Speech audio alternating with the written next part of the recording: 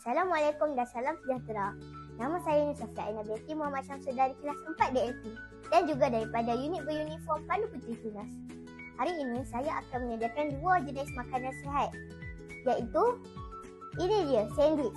Bahan-bahannya ialah 2 keping roti, 3 biji telur rebus, salad dan tomato hiris, mayonis dan lada putih. Meletakkan 3 biji telur di dalam mangkuk dan hancurkannya.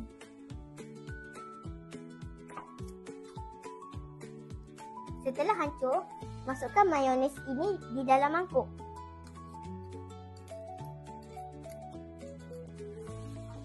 Dan letak lada putih.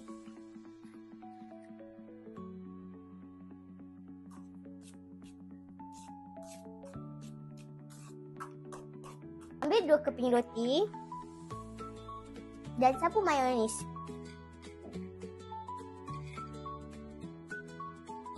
Letakkan telur di atas roti.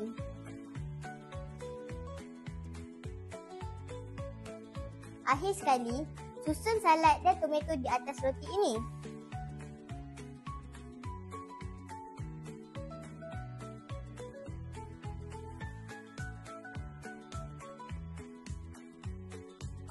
Inilah hasil sandwich telur saya.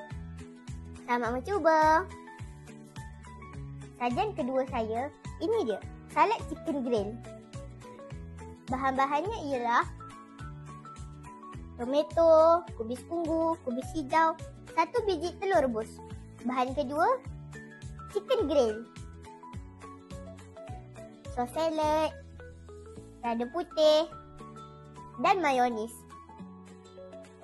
Masukkan sayur-sayur ini di dalam mangkuk.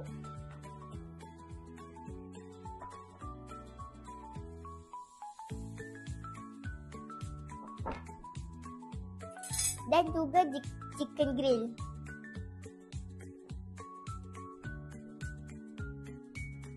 Masukkan sos ini ke dalam mangkuk.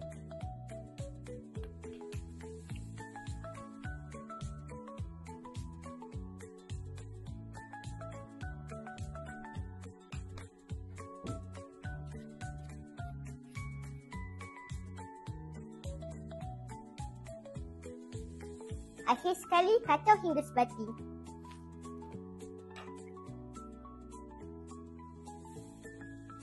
Ini sajian makanan berkhasiat saya. Ini ialah salad chicken grill dan ini sandwich telur. Selamat mencuba!